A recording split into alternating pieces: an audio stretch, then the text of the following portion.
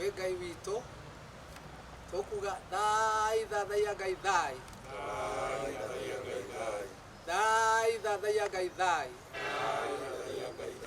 thai thathaia Ngai thai kũrũagĩra. And killing of livestock, wanton felling of trees, and the setting of the plantation on fire was a stark reminder to this community of the unfortunate and devastating happenings of 2007-2008 ethnic animosity. The madness that brought Kenya on its knees.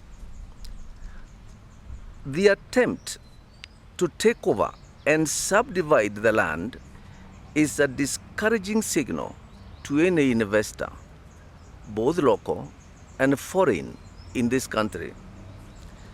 It sets a precedent in the history of Kenya and misguides our youth that it is right to take by force anything from anyone.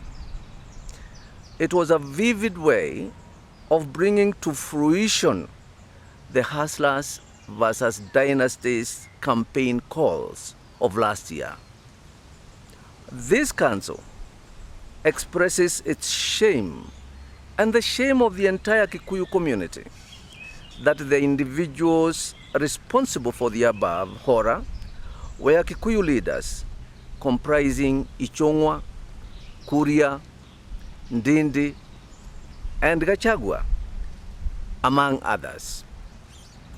Ichungwa's direct threat to Uhuru to take over Kenyatta farms in Kiambu, Taveta, and Nakuru was a culmination of the animosity severally expressed by all four leaders against Uhuru Kenyatta. Their utterances and actions have made the Kikuyu community a laughing stock and spite of other Kenyans. Apologizes to the Kenyan nation that we brought such persons into national leadership. We advise our voters to be extremely selective next time and not to bring into leadership or into power these and other similar characters.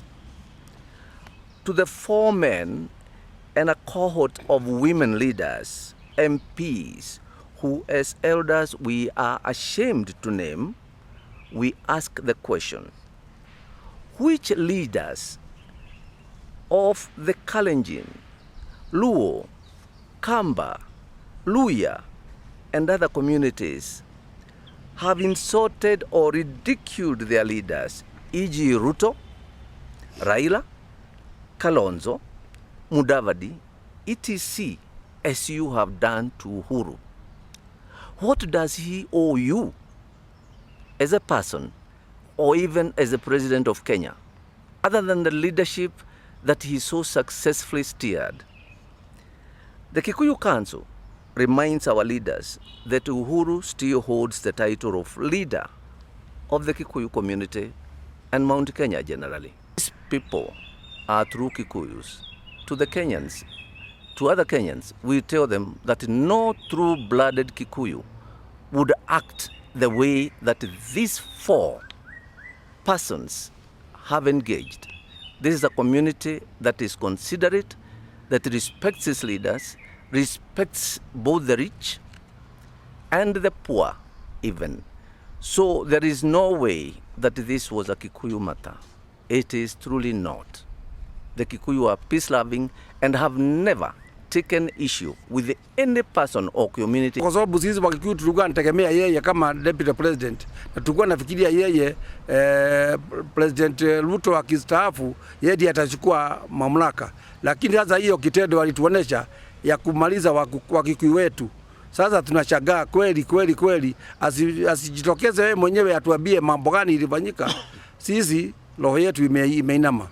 Na tunashangaa ni uongozi gani hata yeye yako naye wakati mali ya Wakikuyu na yeye ni Mkikuyu wetu anasimamia kumaliza mali ya Wakikuyu wetu.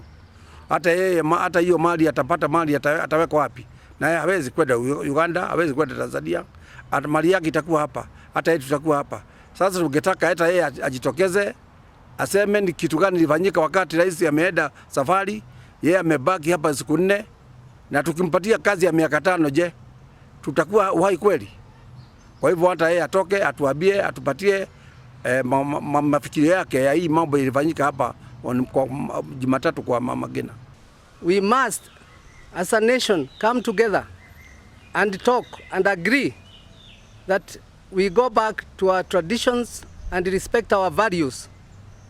And therefore, what we have told those who have committed those crimes, they should come to the elders here so that we can cleanse them in the best way we know how as elders. So that is our mwito, that's our invitation. Let them come here. The people who did that, we shall forgive them by cleansing them and making them to embrace our value system and respect other people's wealth.